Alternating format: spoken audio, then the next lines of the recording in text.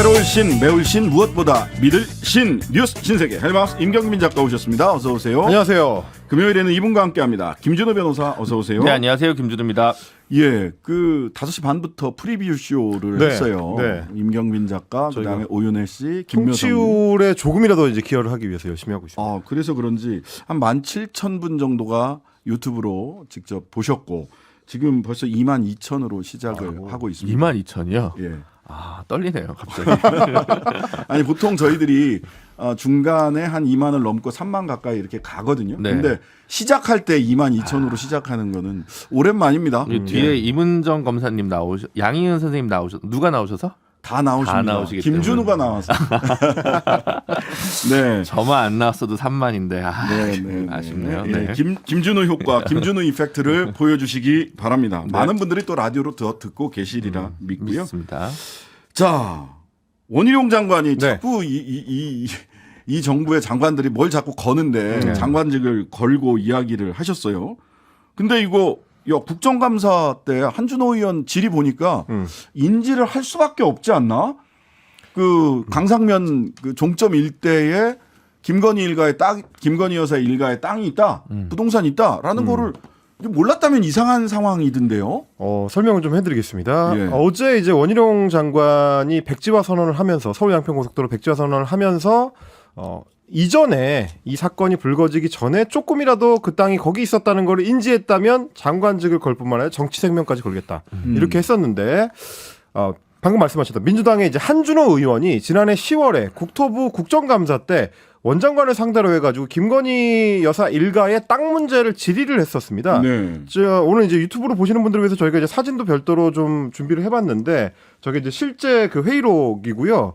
당시의 회의록을 보면 한준호 의원이 토지의 형질 변경 문제 그거를 이제 지적을 합니다. 그렇게 해서 원래 이제 임야였던 거를 뭐 대지로 바꾸거나 이런 문제 그렇게 되면 이제 지가가 많이 올라가기 때문에 이거 뭐 특혜 의혹이 있는 거 아니냐라는 부분을 지적하면서 지명을 양평군 병산리라고 직접 지칭을 하고요. 그렇습니다. 그게 국회 회의록에 양평군 병산이라고 적혀 있는데 양평군 강상면 병산입니다. 그렇죠. 네, 이번에 변경된 그 종점이 거기죠. 그렇습니다. 네. 그리고 이제 추가로 집원을 이제 하나하나 이제 불러가면서 산 어디 하면서 이제 불러가면서 질의를 합니다. 그러다 보니까 이게 꽤 긴 시간 이어지는 질답이기 때문에 한준호 의원 입장에서는 마지막에 심지어 원희룡 장관이 확인해 보겠다라고 답변까지 했다. 그러면 이렇게 긴 시간 질의 응답을 가졌는데 이걸 인식 못했다라는 것은 말이 안 된다라고 하면서 정치인은 자기가 한 말에 책임을 져야 된다.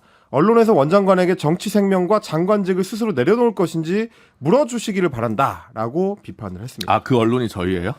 일단 그래서 저희가 이제 이야기는 꺼냈습니다. 예. 묻습니다. 어떻게 하실 겁니까?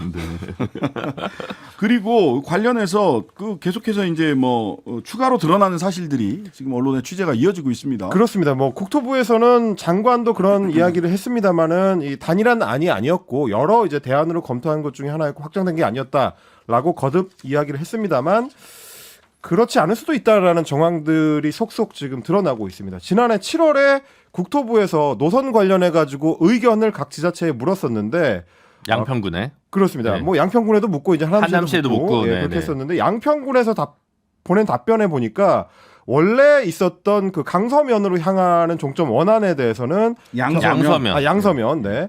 경제성과 타당성, 주민 편의성을 확보할 수 있다라는 긍정 검토 의견을 덧붙였고요. 그리고 이제 강상면을 종점으로 하는 이제 소위 변경안에 대해서는 경제성 재분석이 필요하고 사업비 증액이 예상된다라고 하면서 이제 부정적인 평가를 붙였습니다. 네. 그런데 국토부가 올해 2월에 원래 계획했던 안이 아니라 강상면 안을 콕 집어가지고 이것만 단독으로 다시 의견을 양평군 쪽에 물었다라는 게 이제 CBS 노컷 뉴스의 단독 보도였습니다.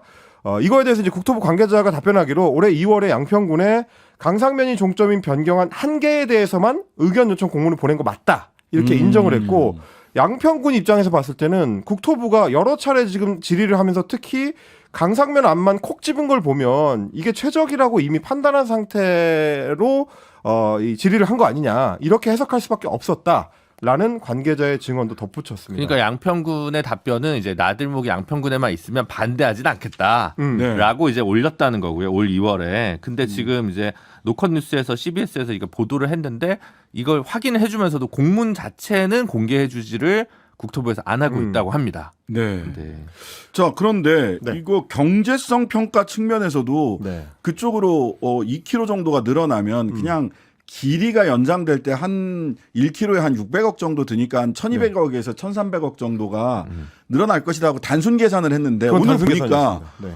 이건 그냥 그 정도 늘어날 것 같지가 않은데요. 그리고 길이 완전 달라요. 예. 강을 하나 건너는 것과 한 번 더 건너는 아니 원하는 강을 2번 건너는데 지금 수정하는 강을 한 번 건너고 노선과 군이 완전히 떨어져 있어가지고 그 강 북쪽에 끝나느냐 강 남쪽에 끝나느냐도 완전 다른 거여서 이건 단순 수정안이라고 보기 좀 어려워서 어떻게 보면 예타를 다시 해야 되는 거 아니냐. 예타 다시 해야 될 것 같아요. 네. 교량하고 터널이 엄청나게 늘어납니다. 네. 그래서 강상면으로 가면. 제가 이제 올해 5월에 국토부가 발표했던 전략 영향평가 결정 내용이라는 이제 문서를 확인을 해봤는데 네. 저희가 그동안 이제 언론을 통해서 문제 제기했던 거는 2km가 늘어나니까 1조 8천억 총 사업비를 거리 비례로 봤을 때는 1,300억 정도 늘어날 것 같다라는 그렇죠. 거였습니다. 단순 계산이었어요. 근데 지금 표를 보시면 위에 쪽 까만색으로 돼 있는 게 원래 종점 아니고요. 밑에 쪽 빨간색으로 표시된 게 김건희 여사 일가의 토지 쪽으로 나 있는 강상면 아닙니다.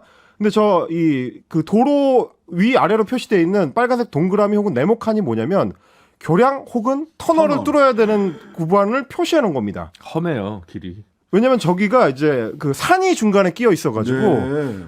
변경된 안으로 가려면 제가 세봤는데 원안에서는 교량을 10개 건설하고 터널을 11개를 뚫어야 되는 걸로 표시가 돼 있는데 네. 변경안으로 할 경우에는 교량이 26개가 되고요. 터널이 19개로 늘어납니다. 그러면 원래 안에 비해서 교량 추가 16개, 터널 추가 8개가 되기 때문에 이게 단순히 거리 비례로만 늘어나는 사업비를 계산하는 건 맞지 않다. 경제성 평가가 다시 이루어져야 될 가능성이 상당히 높다. 그리고 이렇게 봐야 될것 원래 이 사업의 추진 목표가 6번 국도의 어떤 교통 정체를 해결하기 위한 부분이었는데 전혀 다른 길로 가기 때문에 사업 목적도 굉장히 좀 달라지는 측면이 있는 부분도 짚어봐야 될 것 같습니다. 근데 이제 그 몇 가지 이제 원희룡 장관이 이야기를 하신단 말이에요. 첫 번째 1번 강상면 인근에 김건희 여사의 땅이 있는 건 맞지만 그건 선산이다. 누가 선산 개발하냐? 그랬죠. 라고 했는데 이건 한 방에 그 사실관계가 아니다라는 게 나온 게 ESIND라고 하는 가족회사가 부동산 가지고 있어요. 2017년 19년에 해당 땅을 취득했다는 것이 보도로 밝혀졌습니다. 선산이 아니죠. 네. 예.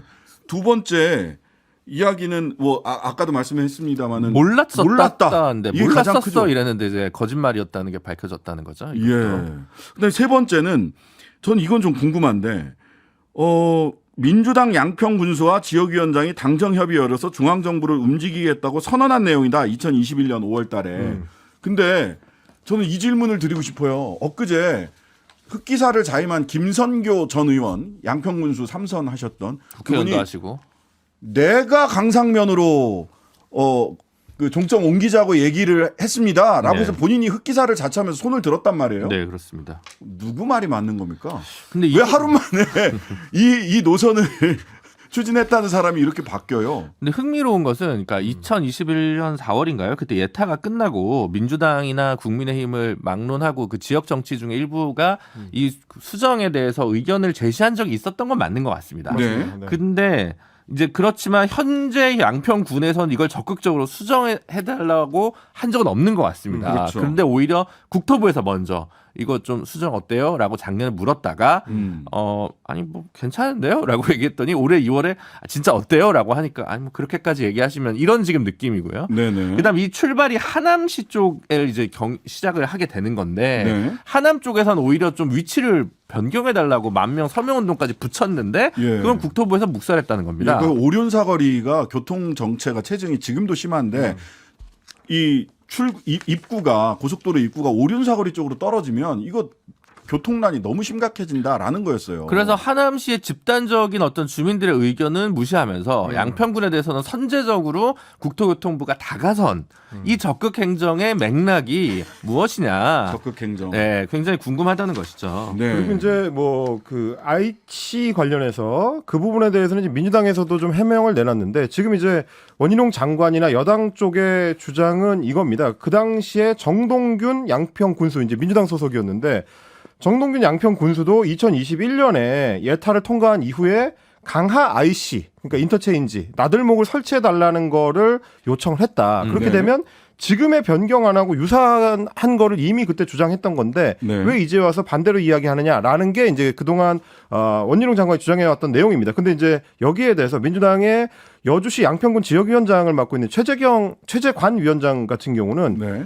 이거야말로 가짜뉴스다라고 반박을 하면서 2년 전에 그 얘기를 할 때는 강상면이 종점인 변경안 자체가 없었고 양서면이 종점인 원안을 유지한 채로 강화 IC를 별도로 설치하는 안을 제안한 것이다. 아, 그런 거였군요. 이렇게 네. 주장을 한 건데 그래서 저도 좀 확인해 봤습니다. 그랬더니 그러면 기존의 노선에서 강화면에 IC를 설치할 수 있느냐 봤는데 저 같은 이제 서울 촌놈들은 지역의 이 시경계라든지 이런 걸 잘 몰랐던 거죠. 찾아봤더니 강화면이 굉장히 넓습니다. 아. 굉장히 넓어서 강화면에 기존 노선에 IC를 설치하더라도 강화면하고 뭐 그 옆에 이제 다른 면하고 좀 겹치긴 하지만 설치하는 데 있어서는 큰 문제가 없다. 이런 부분을 좀 확인할 수가 그리고 있었습니다. 이 얘기도 있었죠. 종점 부근은 거기는 나들목이 없기 때문에 부동산 가격이 올라가지 않는다라는 이야기도 했습니다. 그런데 보니까 남양평 IC가 그 종점과 매우 가깝고 이미 있습니다. 예, 이미 있고 그게 이제 중부내륙고속도로 쪽에 남양평 IC가 있고 그 남양평 IC 1km 전방에 넓게 보면 5km 그 근방에 29필지가 있는 거더라고요. 그렇죠. KBS 단독 보도였고요. 이러다 보니까 이렇게 이제 논란을 크게 일으키는 소위 말하는 이제 1조 8천억 규모의 국가 사업을 장관이 단독 결정으로 백지화시킬 수가 있느냐? 그것도 문제입니다. 논란이 나옵니다. 왜냐하면 이 사업 자체가 이제 2008년부터로 치면 15년 동안 추진돼 왔던 사업인데 이거를 하루아침에 뒤집을 수 있느냐라는 얘기가 나온 거고요. 그래서 이제 언론의 그 질의가 계속 이어지니까 오늘 CBS 라디오 뉴스쇼에 출연한 원희룡 장관이 직접 이 부분에 대해서 밝혔습니다. 들어보시죠. 대통령과 논의하셨습니까? 아닙니다. 아닙니까? 아니 대선 공약인데 장관이 독자적으로 백지화 선언을 할 수 있는 건가요? 제가 공약을 만든 정책본부장이기도 했고요. 예, 여기에 대해서는 예. 지금 우리 대통령에게 흠집을 내기 위해서 그 여사님을 계속 물고 들어가는 이 민주당의 날파리 선동 프레임 아닙니까? 그럼 이 점에 대해서는 장관은 정치적 책임까지도 지는 것이고요. 만약에 이 점에 대해서 책임을 묻는다면 저는 어떤 인사권의 책임까지도 저는 다 각오를 하고 제가 고뇌 끝에 결단을 내린 겁니다. 그러면은 대통령의 제가 없이 발표를 하셨잖아요. 그러고 나서 굉장히 어제 하루 종일 큰 뉴스가 됐는데 그 후에는 대통령이 뭐라고 하시던가요? 아직 아무런 연락이 없으십니다. 아, 연락이 없으세요? 네네. 연락이 없다는 건 오케이입니까? 지켜보시는 거겠죠? 자, 그래서 사업 백지화 발표 자체는 여당하고 이미 이제 상의가 됐던 내용이고 아니 근데 그거 아니라며요. 이렇게 얘기를 했는데 거기에 대해서 이제 여당 국회의원들을 한겨레에서 취재를 해봤는데 그렇지 않다라는 얘기가 또 나왔습니다. 실무 당정 회의, 그러니까 어제 그 백지화 발표를 하기 직전에 있었던 여당과 이 원희룡 장관의 그 회의가 있을 때 원희룡 장관이 모두 발언에서 뭐라고 했냐면 저희가 강력한 방안을 제시하겠다라고 말은 했는데 정작 비공개 회의에서는 그 강력한 방안이 뭔지를 국회의원들하고 공유를 하지 않았다는 겁니다. 그래서 여당의 국토위 간사이기도 한 김정재 의원 같은 경우는 우리도 몰랐다. 고속도로를 할 건지 말 건지는 정치권에서 조율할 수가 없다라고 이제 직접 입장을 밝혔고 그때 이제 비공개 회의에 참석했던 한 국회의원 같은 경우는 원 장관이 여당 의원들을 사실상 병풍 세운 거 아니냐라는 생각마저 들었다. 비공개 회의 때도 뭐를 공유하는지 전혀 듣지 못했고 장관은 전화하느라 메모지에 뭘 적느라 굉장히 바빴다. 그 모습을 보고 용산과 얘기하고 있는 거 아닌가라는 추측이 들었다라는 증언이 나왔을 정도고 공통적으로 원 장관이 회의 때 메모지에 뭔가 혼자 말 굉장히 많이 적었다라는 얘기는 나왔기 때문에 아마 그때 백지화와 관련된 내용들을 정리하지 않았는가 뭐 이런 얘기가 있고요. 그래서 이제 여당 내부에서도 무리한 지금 발표를 했다라는 비판이 나오고 있는데 양평 지역구에서 5선을 지냈던 정병국 전 의원 같은 경우도 백지화는 아니다. 말이 됩니까? 라고 이야기를 하면서 이렇게 되면 양평 군민뿐만 아니라 하남 신도시도 영향을 받게 된다. 하남에 들어서는 신도시 같은 경우는 이 도로가 없으면 매우 곤란하다라고 비판했고 이준석 전 대표 같은 경우도 만약 여럿이 모여서 짠 작전의 수준이 저거라면 저 사람들은 나중에 선거를 지휘하면 안 된다라고까지 얘기를 했습니다. 어쨌든 이게 조금 여당 내에서도 충분히 조율되지 못한 원희룡 장관의 어떤 단독 플레이. 물론 본인께서도 대통령실과도 논의하지 않는 단독 플레이라는 얘기는 했습니다만 그렇게 할 수 있어요? 여당과도 충분히 조율 안 돼서 원희룡 장관께서 예전에 대선 후보 시절에 지금 임경빈 작가 자리에 앉아서 다소 격앙된 모습을 거기 현근택 변호사 앉았었죠. 정치인사에서 변호사 보여준 적 자리에. 있고, 네, 제가 그때 참 다독거리느라 참 고생을 많이 했었는데 네. 그때 이후로 가장 격앙되신 순간이 아닌가라는 생각을 좀 많이 해보게 됩니다. 예. 그나저나 어떻게 하시죠? 어제 뭘 걸었는데. 그러니까 도박은 불법입니다. 네. 그럼 어제 그 국회의 당정 협의 끝나고 나서 거기가 도박장 개설이 된 겁니까? 아니, 도박장 개설도 불법입니다. 은유적 표현이니까요. 네, 네, 저도 은유적 네, 표현입니다. 네, 네. 네. 내국인은 정선에서만 할 수 있습니다. 네. 어쨌든 지금 조금 정무적으로 되게 재미있는 방식으로 풀어가는 것 같아요. 민주당이 사과하면 백지화는 없던 걸로 하겠다. 이런 워딩이 여당 쪽에서 좀 나오는 것 같아요. 그러니까 이 문제가 이제 그대로 백지화가 될 경우에 양평, 하남, 이 근처에 이제 민심이 좀 안 좋아질 수 있고 총선 결과에도 영향을 미칠 수 있기 때문에 이거를 끝까지 백지화하기에는 여당 입장에서 상당히 부담스러울 수밖에 없다. 대통령실에서도 양평 고속도로 주민 여론 검토해서 판단하겠다라고 입장을 오늘 오전에 바꿨어요. 네, 그렇다 보니까 이제 요거는 조금 격앙된 표현이나 수사학으로 이제 정리를 좀 에피소드로 정리를 하고 원하는 대로 추진하는 게 지금 입장에서는 제일 적절하지 않을까 싶습니다. 너무 많이 걸어가지고. 네. 자, 오늘 정부에서 IAEA 최종 보고서에 이어서 우리 정부 측 보고서를 발표했습니다. 그렇습니다. IAEA 최종 보고서와 결을 같이 한다라고 평가할 수도 있을 것 같은데요. 오늘 우리 정부도 일본의 후쿠시마 오염수 방류가 사실상 문제 없다라는 결론을 담고 있는 보고서를 발표했습니다. 오염수 처리 계획 검토 내용 발표 브리핑인데 박문규 국무조정실장이 주관을 했고, 일본의 방류 계획은 방사성 물질의 총 농도가 해양 배출 기준을 충족하며 IAEA 같은 국제 기준에 부합함을 확인했다라고 했으니까 별 문제 없다라는 얘기가 되는 거고요. 이 과정에서 알프스라는 그 다액종 제거 설비의 정화 능력이라든지 삼중 수소를 충분히 희석할 것인지, 혹은 설비 고장 같은 상황이 발생했을 때 대처할 능력이 되는지, 이런 것들까지도 이제 종합적으로 적절성을 검토했다라고 하기 때문에, 그러면 그 종합적 검토 결과 국제 기준을 충족시키고 있기 때문에 우리가 직접적으로 반대할 가능성은 높지 않다라고 봐야 될 것 같고, IAEA 최종 보고서를 검토한 결과에 대해서도 밝혔는데 우리 해역에 미칠 영향 유의미하지 않은 것으로 확인했다라고 강조를 했습니다. 다만 이제 IAEA 보고서 내용이 우리나라의 수입 규제에 직접적으로 나쁜 영향을 줄 수 있다라는 거는 인과관계 없다라고 이야기했기 때문에 후쿠시마를 비롯한 인근 현의 수산물 수입 문제에 대해서는 여전히 이제 강하게 이제 부정하는 입장을 갖고 있는 걸로 확인할 수 있었습니다. 어떻게 들으셨어요? 어떻게 보셨어요, 오늘? 예정된 시나리오대로 이렇게 쭉쭉 진행됐을 거라는 생각이 되게 많이 들고, 저는 그 제한된 조건에서 있는 그 연구 결과 혹은 보고서 결과가 그 제한된 조건에서는 타당성을 충분히 가질 수도 있다는 생각이 들긴 합니다. 다만 근데 이제 그 보고서에 좀 빠져 있는 부분들이나 IAEA에서 회피하고 있는 내용들과 관련해서 왜 우리 정부에서 지적을 못할까? 예를 들면 방류가 아닌 다른 방안, 일본의 야당이나 시민단체에서 원하는 주장하는 고체화 방안이라든가 이런 것들에 대해서 왜 한국 정부는 어떠한 입장도 없는가? 네. 혹은 그런 부분에서 IAEA는 어떻게 얘기하냐면 그거는 일본 정부가 판단할 문제다라고 이제 회피를 했는데, 그 결여된 부분에 대해서 짚는 부분도 못하는가라는 거에서 대단히 좀 유감스럽고, 만약에 결론적으로 일본과의 관계 개선 혹은 오염수 방류에 대해서 결론을 물론 정해놓고 계신 것 같긴 하지만, 그럼에도 불구하고 이런 고체화 방안이라든가 부족한 부분을 짚을수록 우리가 가질 수 있는 외교적 공간과 지렛대가 훨씬 넓어질 텐데 그조차도 스스로 다 포기하는 방식으로 가는 것은 정무적으로 외교적 전략적으로도 좀 미스 아닌가, 이런 생각이 많이 들었습니다. 네, 뉴스 신세계 잠시 광고 듣고 이어가겠습니다. 신장식의 뉴스 아이킥 임경빈, 김진우 두 분과 함께 뉴스 신세계 이어가겠습니다.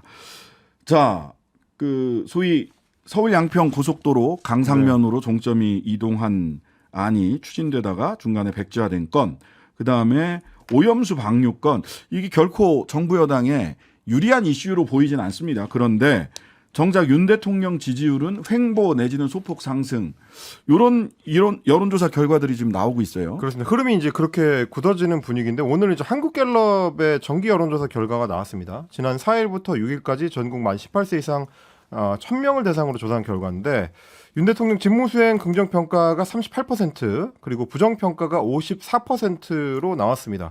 긍정평가는 이제 직전 조사에 비해서 2%포인트 올랐고요. 부정평가는 2%포인트가 내린 결과입니다. 뭐 자세한 사항은 중앙선거 여론조사심의위원회 홈페이지 참조하시면 되는데 뭐 같은 조사에서 이제 정당 지지도도 봤는데 마찬가지입니다. 이것도 행보인데 국민의힘은 지난주하고 같은 33%, 더불어민주당 같은 경우는 지난주보다 2%포인트 떨어진 32%가 나왔습니다.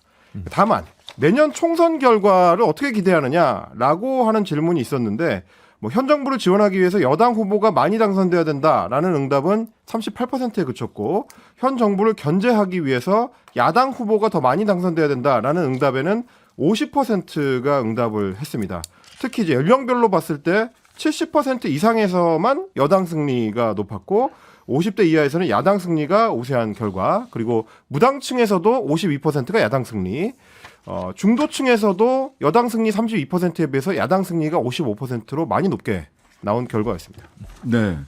이게 뭐 수치의 그 작은 변동과 관계없이 무당층과 중도층에서 야당 승리를 원하는 비율이 50%를 계속해서 넘고 있고요. 이거는 수치와 관계없이. 그다음에 세대로 보자면 50대까지는 뭐 40대까지는 뭐 거의 확고하고 뭐 많은 부분 50대까지는 야당 승리를, 그리고 60대 70대에서는 여당 승리를. 요런 비율 분포가 뭐 이렇게 그냥 전체 지지율 내지는 뭐 여론 좀 소폭 변동과 관계없이 유지되고 있다. 다만 20, 30대 쪽은 무당층 비율이 이제 다른 세대보다 조금 높은 것이 높아졌어요. 계속 그러고 있습니다. 네. 아무래도 이제 지금 보면 전반적으로 그 여권에서 지금 얘기하는 이른바 이제 괴담 프레임이 네네. 지지층 결집에 상당히 좀 작동하고 있는 게 아닌가 싶습니다. 그러니까 여기 이제 이태원 참사를 얘기하면 세월호 얘기를 하고, 그다음에 이제 오염수 얘기를 하면 광우병 얘기를 하면서 네. 이게 약간 뭐 뭔가 진보 혹은 야당 쪽의 어떤 그 패턴이다. 그렇게 이것이 중요한 것이 아니다. 괴담이다라고 하는 방식의 그 프레임을 짜면서 오히려 역으로 이제 보수층의 기존 지지층 결집을 굉장히 이끌어내는데 좀 반응하지 않고 있나라는 생각이 많이 들고요. 여당과 야당은 저는 요즘은 그냥 각자 놀고 있는 것 같습니다. 자기가 잘하느냐 못하느냐를 가지고 그 안에서 오는 것 같고, 그래서 예를 들어 여당이 못한다고 해서 뭐 야당이 올라가는 게 아니고, 야당이 잘한다고 해서 뭐 여당이 내려가는 게 아니라 자기 지지층, 범지지층 내에서 좀 결집도가, 농도가 짙어지냐 옅어지냐의 좀 차이가 있는 것 같아서, 민주당이 지금 지지율이 2% 내려가지고 국민의힘보다 낮은 거는 그냥 민주당 자생 이슈가 별도로 작동하고 있다고 보는 게 맞지 않는가 싶습니다. 네. 민주당의 자체적인 내부 이슈들. 네. 네.